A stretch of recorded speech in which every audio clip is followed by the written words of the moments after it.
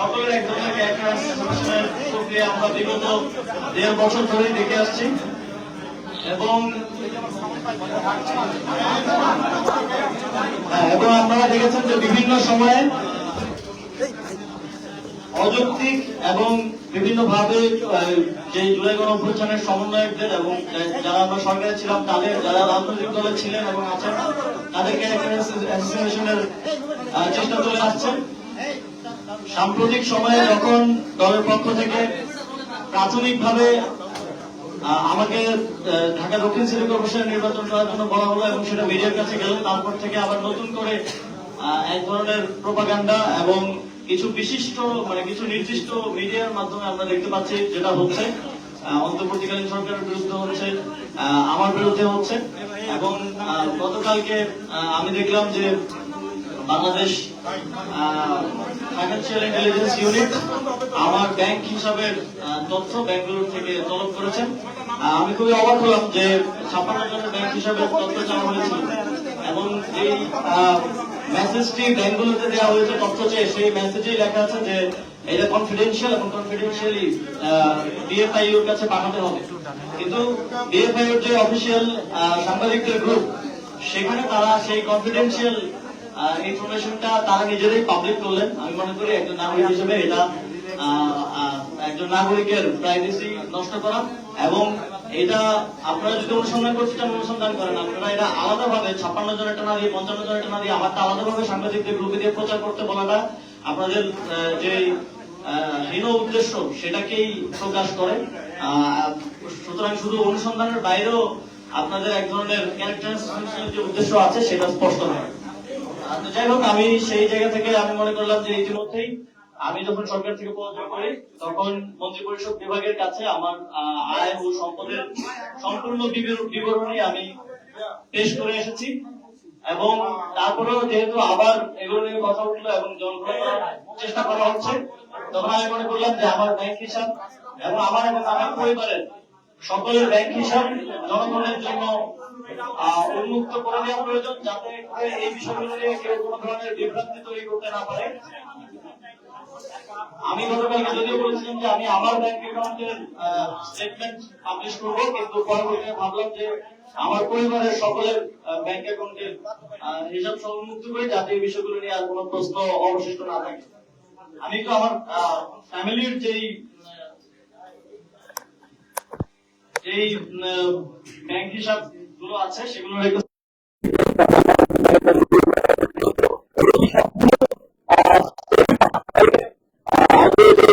Group আছে, সেই গ্রুপের সফট কপিগুলো আপনাদেরকে সেখানে প্রোভাইড করা হবে, সেখানে বিস্তারিত দেখে নিতে পারবেন। এখন আমি দেখছি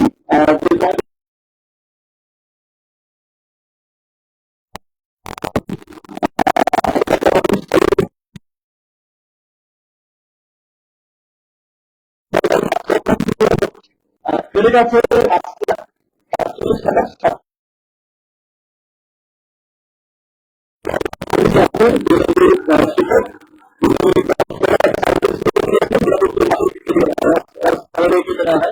সার্ভিস লোন এখনো পেমেন্ট বাকি আছে 6,39,746 টাকা। সুতরাং যা ক্রেডিট আছে সেটা যদি বাদ দেওয়া হয় তাহলে তিনি এখনো 82,000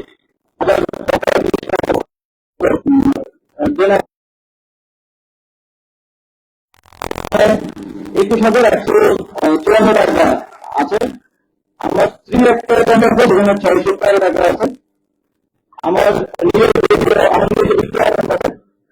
একটা বিক্রয় আছে, সেটা হচ্ছে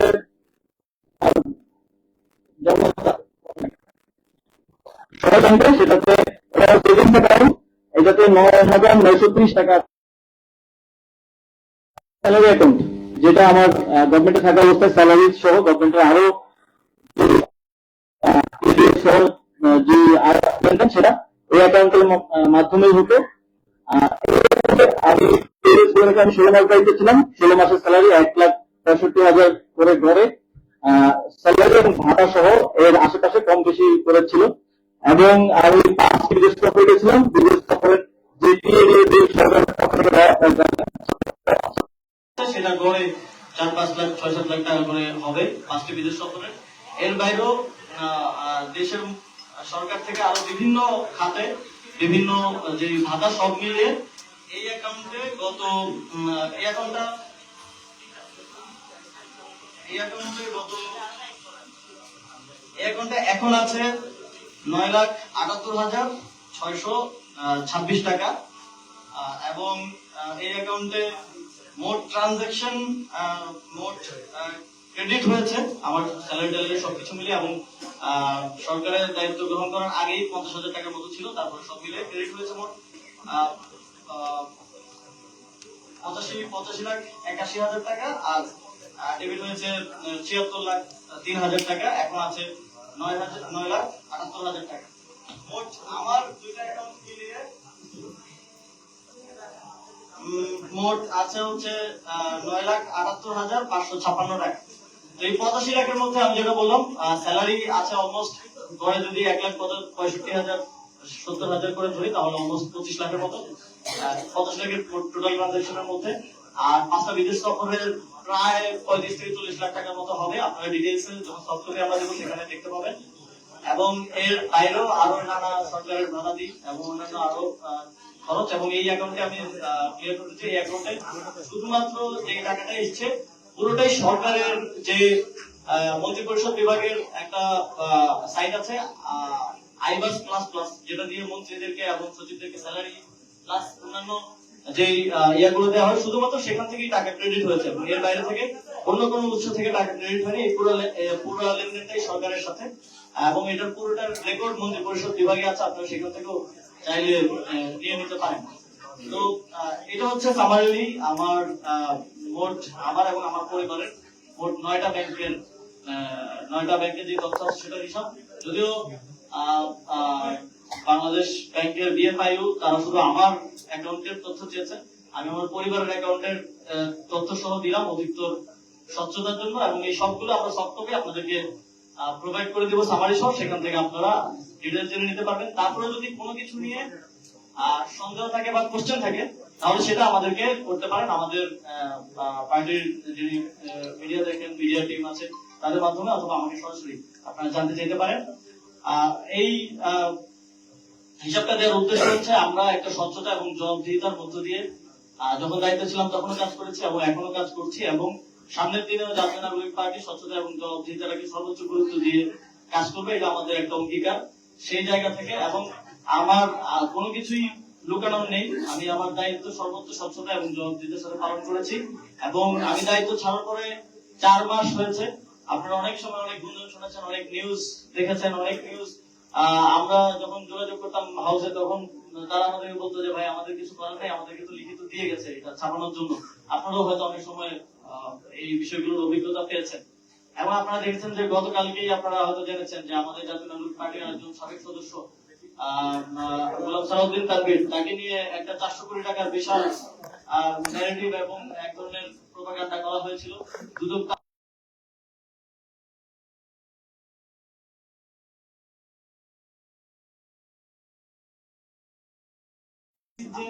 এই সংশ্লিষ্ট নিউজ এবং প্রোপাগান্ডার কারণে এক ধরনের হেনস্থার শিকার, হ্যারাসমেন্টের শিকার হতে হলো এবং এক ধরনের ইমেজ নষ্ট হলো, এটার কোনো রিপেমেন্ট বা এই ধরনের কিছু নেই।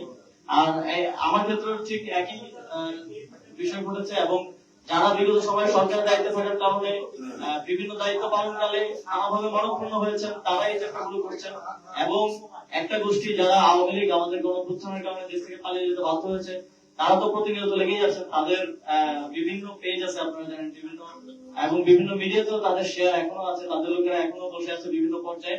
তারা এই ধরনের সূত্রহীন, আমরা দেখি মাঝে মধ্যে যে নিউজ গুলো হয় এগুলো ফ্যাক্ট চেকাররা মাঝে মধ্যে ফ্যাক্ট চেক করেন বা অনেক ফ্যাক্ট চেকিং এজেন্সি আছে বাংলাদেশে তারা লিখেন এবং কয়েকজন ফ্যাক্ট চেকার এগুলো নিয়ে পোস্টও দিয়েছেন যে কতটা ভিত্তিহীন ভাবে এই অভিযোগগুলো করা হয়। একটা নিউজ দেখলাম যে কিছুদিন আগে $10 বিলিয়ন দুর্নীতির প্রায় 1,20,000 কোটি টাকা, মানে এত অকাল্পনিক এবং অবাস্তব অভিযোগ দিয়ে জাস্ট ক্যারেক্টার অ্যাসাসিনেশন করা হয় এবং যাদের কাছে কোনো ধরনের প্রমাণ নেই, কোনো ধরনের লিড নেই, তারা শুধুমাত্র এই অভিযোগ দেওয়ার মাধ্যমে এবং এটা বিভিন্ন প্ল্যাটফর্মের অ্যাডভান্টেজ তাদের থাকবে সেগুলোর মাধ্যমে প্রচারণার মাধ্যমে এক ধরনের ক্যারেক্টার অ্যাসাসিনেশন করার চেষ্টা করেন এবং এটা শুধু আমি না, এটা জুলাই গণঅভ্যুত্থানের যারা অগ্রসারিত ছিল, সকলের বিরুদ্ধে এই ধরনের প্রচেষ্টাগুলো হয়। এই চেষ্টাগুলো হচ্ছে এবং সামনের দিনেও হবে আমি জানি। তবে আমার দিক থেকে আমার স্বচ্ছতা এবং জবাবদিহিতা আমি শতভাগ নিশ্চিত করার চেষ্টা করব এবং আপনাদের এই বিষয়ে যে কোনো প্রশ্ন থাকলে করতে পারেন।